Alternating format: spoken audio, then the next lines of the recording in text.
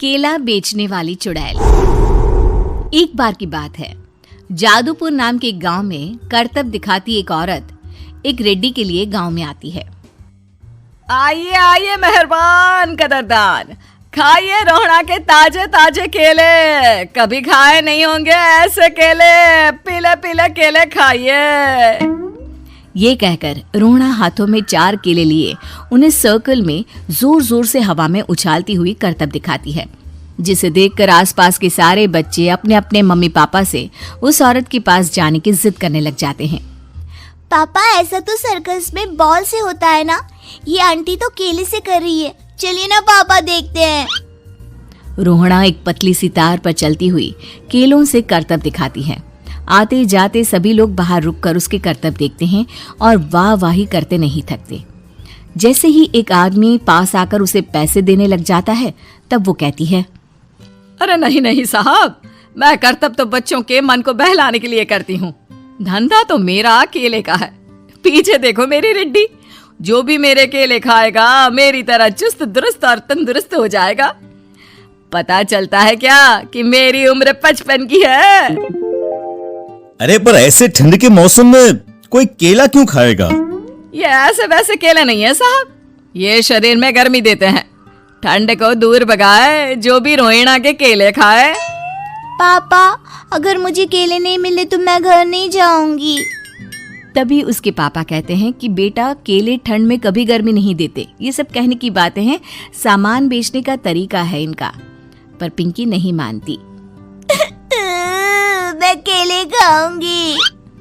पिंकी की जिद के आगे नत्थू हार जाता है और उसे केले खरीद कर दे देता है। पिंकी खुश होकर केले घर ले आकर खाती है। अब मैं भी करतब करूंगी, कितना मजा आएगा। जादुई केले। पिंकी पहला केला खत्म भी नहीं करती कि वो बेहोश हो जाती है। दूसरे केले से एक काला धुआं आता है और रोहड़ा चुड़ैल बनकर बाहर निकल आती है। मेरे भूतिया केले बच्चे न खाए, ऐसा हो ही नहीं सकता। जादूपुर वालों, कब तक बचोगे? आ गई हूं मैं रोहड़ा, जिसका कोई नहीं कर सकता सामना। रोहड़ा पिंकी को गोद में उठाकर काले धुएं में कहीं गायब हो जाती है। शाम के वक्त नत्थू घर लौटता है और पिंकी को घर में ना पाकर उसकी माँ से कहता है, माँ पिंकी कहाँ है? अरे बेटा, उसे तो तू सुबह करतब दिखाने ले गया था ना, फिर कहाँ वापस आए तुम दोनों? मुझे लगा तू उसे अपने साथ मंडी ले गया होगा। हे भगवान, मेरी बच्ची कहाँ गई? मैं उसे घर ही तो छोड़कर गया था माँ। नत्थू गांव के घर कोने में अपनी बेटी को ढूंढता है, पर उसे वो कहीं नहीं मिलती। परेशान होकर आखिर रो रो कर नत्थू हिम्मत हार कर घर लौट आता है। अगली सुबह रोहड़ा फिर से करतब दिखाने आती है और इस बार पिंकी की तरह रोनी केले खरीद लेता है। 50 रुपए दिए थे पापा ने, सारे पैसों की मैंने केले खरीद लिए हैं। अब मैं भी आंटी की तरह ही करतबबाज बन जाऊंगा। यही सोचते हुए रोनी केले खाता है और पहला अकेला केला आधा खत्म भी नहीं करता कि चुड़ैल उसके सामने आ जाती है। मेरे साथ चलने का समय आ गया है रोनी। ये तो बस शुरुआत है। अब इस गांव के सारे बच्चे धीरे धीरे मेरे कब्जे में होंगे, एक बच्चा भी नहीं बचेगा।